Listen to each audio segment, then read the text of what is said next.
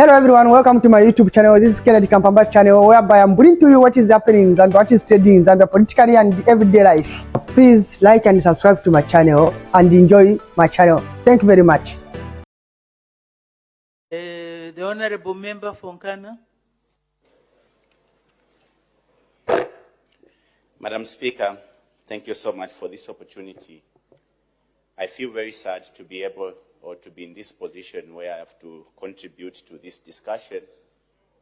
I take note, of the levels of inconsistency and hypocrisy at the hands of the UPND in regards to issues like what we're discussing today.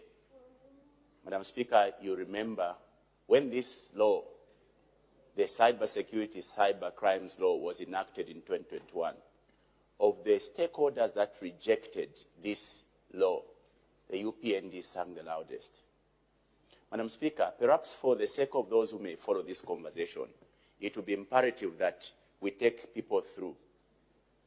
There exists a law called the Cyber Crimes Law. Today deals with our participation in the cyberspace.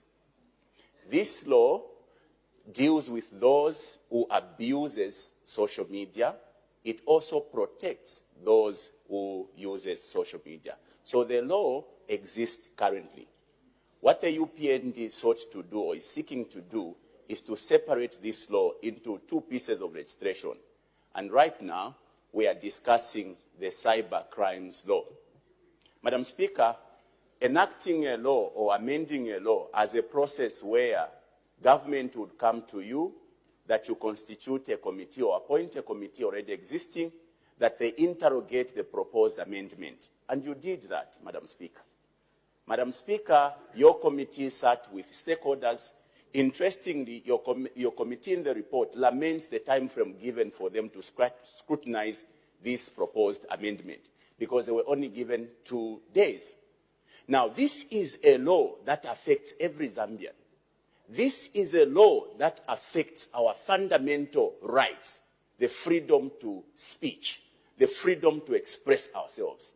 This is the law that the UPND are trying to over-regulate, because there exists already a law that regulates this space. It is inconceivable for people to suggest that the abuses on social media cannot be,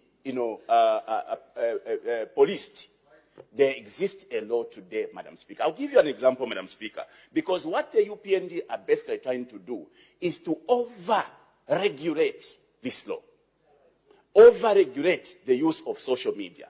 In short, what they are basically trying to do is to make it very difficult for the Zambians to participate in social media. That is basically what they are trying to do. And I'll give you examples, Madam Speaker. Because, Madam Speaker, you wish to know, your committee has clearly stated, and I'm very shocked that the minister would say stakeholders supported this amendment. Madam Speaker, your report on page 6, the committee's observations and recommendations says the committee notes that witnesses who appeared before it did not support the bill. And the committee further goes on to say we cannot support this amendment, particularly that it does not meet the threshold, according to what is dictated in the Constitution in Article 18.8. Because any crime, Madam Speaker, must be defined. And that is why this particular proposition does not meet the threshold. It is not clearly defined. As an argument point, this proposition has not stated whether these crimes being categorized here are either misdemeanors or they are heinous crimes. So how can you impose or create a law that is not even defined? And that is what misdemeanors, sir, there is a misdemeanor and a felony. A misdemeanor is a small crime. A felony are big crimes. Because what is being proposed, Madam Speaker, the maximum sentence is 25 years. How can you impose 25 years on a law that you have not even clearly defined? And that is why your committee, Madam Speaker, stated they cannot support, a vague proposition. Because, Madam Speaker, there's too much vagueness in the clauses that are being proposed in this law. And I'll give you examples, Madam Speaker. Article 21. In Article 21, Madam Speaker, let me read for you.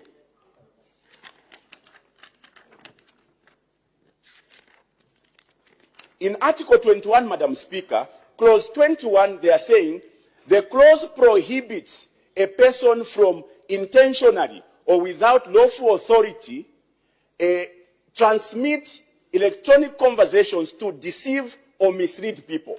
The word is mislead people. Here what they are saying is that you transmit certain information on a phone that misleads people. The big question today is, who is going to be determinant of what is true and what is misleading? Because the Zambian people today will tell you, Madam Speaker, that the UPND are known to be liars or deceivers. Let me remove liars. To be deceivers. So how can the people who are held to be deceivers be the determinant of what is going to be true? Madam Speaker, further in Article 21, it also prohibits a person to initiate the transmission of multiple messages. Madam Speaker, multiple messages means I transmit particular information to people who are sitting here. That is what this law is trying to prohibit, Madam Speaker. How can you be outrageous in your position, Mr. Minister?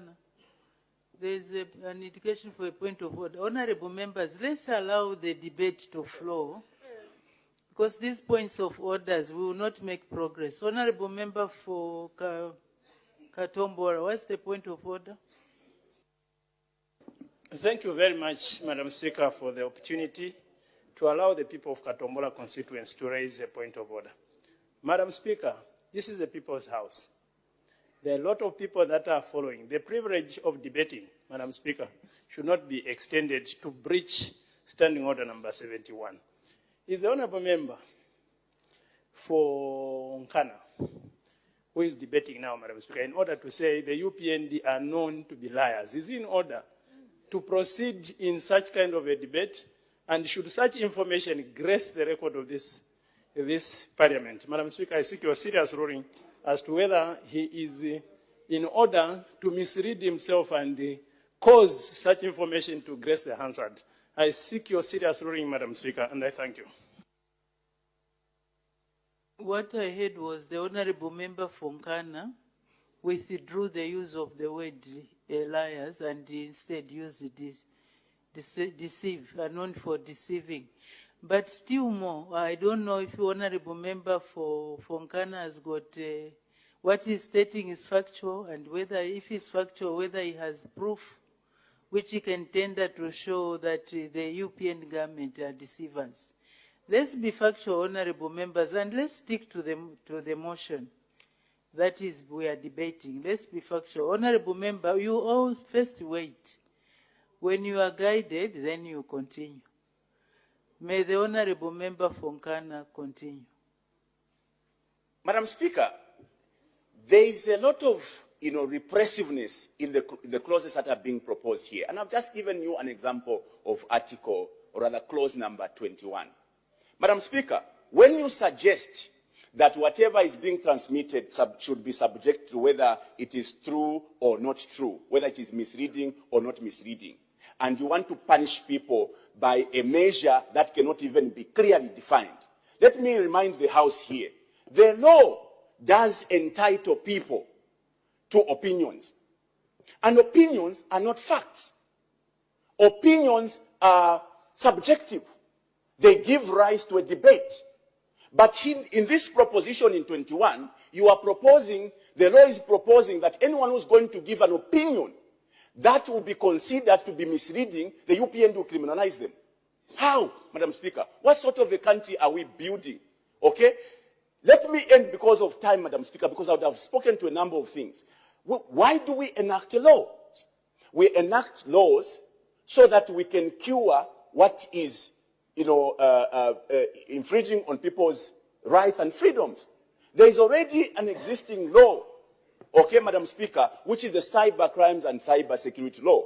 I want to pose it to the UPND.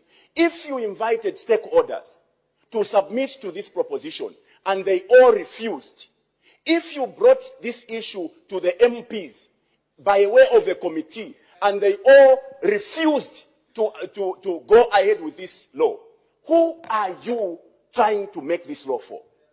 I have never seen a people that will want to make a law for themselves. Because we make laws for the people.